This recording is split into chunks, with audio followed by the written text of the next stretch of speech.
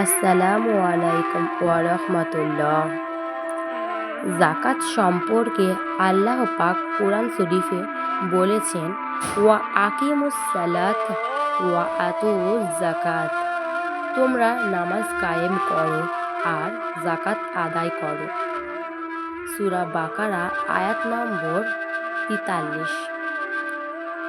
মালদার হওয়ার সত্ত্বেও, ধন সম্পদ থাকা সত্ত্বেও যে যাকাত না দেবে সে ভীষণ পাপী হবে।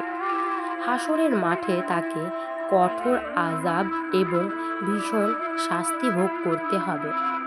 হুজুর সাল্লাল্লাহু আলাইহি ওয়াসাল্লাম বলেন, যাহাকে আল্লাহ পাক ধন দৌলত দান করেছে কিন্তু সে উহার যাকাত আদায় করে নাই, বখলি করে সিন্ধুতে বা ব্যাংকে জমা করে রেখেছে, হাসরের ময়দানে ওই মালের দ্বারা বিষাক্ত সাপ বানিয়ে তার গলায় মালার ন্যায় ঝুলিয়ে দেওয়া হবে।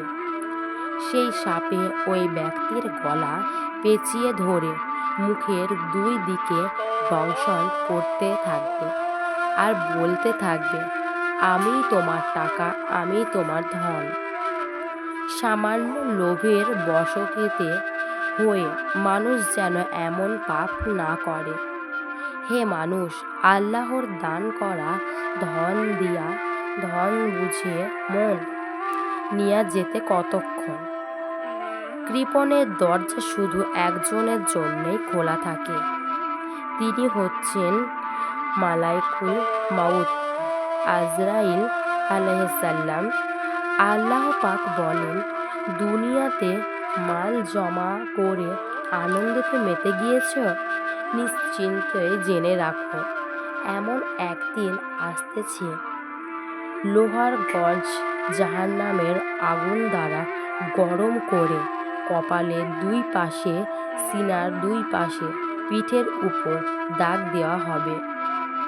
আল্লাহ পাক বলেন, যাহারা লোভে পড়ে স্বর্ণ রূপ ধন দৌলত জমা করে, আমার সন্তুষ্টির পথে খরচ করে না, হে নবী সাল্লাল্লাহু আলাইহি ওয়াসাল্লাম, আপনি তাদেরকে কঠিন আযাব সংবাদটা জানিয়ে দেন, যেন সেই দিন এই ধন দৌলতের ভাণ্ডার জাহান্নামের আগুন দ্বারা নরম করে তাদের কপালে, পিঠে, পাঁজরে দাগ দেওয়া হবে। নাউজুবিল্লাহ। আর বলা হবে, ইহা তোমাদের ধন, যাহা তোমরা নিজের লাভের জন্য জমা করে রেখেছিলে। মালের মায়ায় যাকাত দাও নাই, নিজে সুখ ভোগ করতে পারো না, অন্যের ভোগ করতেও দেও নাই, অথচ জমা করা কারণে তুমি সাজা ভুগবে। তবে কেন তুমি বখিলি করে পাপে ভোগো? নিজের জ্ঞানের উপর নিজেই কেন জুলুম করো? দানে কখনো ধন কমে না, একের বদলে 10 আসে। গরিব দুঃখীদের দোয়ায় আল্লাহর রহমত আরও বাড়ে। যে আল্লাহ পাক তোমাকে ধনী আর তোমাদের মতো আর একটি মানুষকেও দরিদ্র করেছেন, তিনি ইচ্ছা করলে তোমাকে দরিদ্র আর তাহাকে ধনী করতেও পারেন।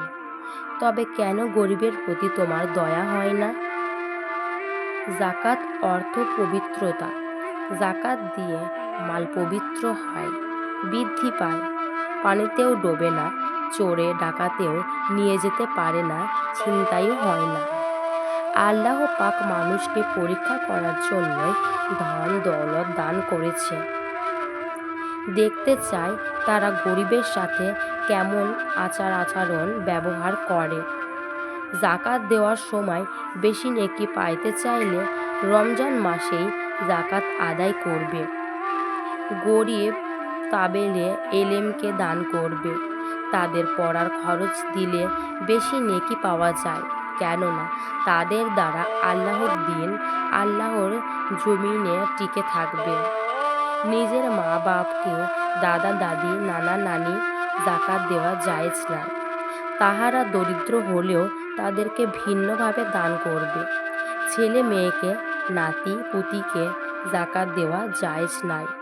স্বামী স্ত্রীকে বা স্ত্রী স্বামীকে জাকাত দিতে পারবে না।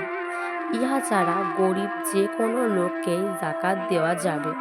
জাকাত দিতে হবে মালের 40 ভাগের 1 ভাগ। খোদা হাফেজ।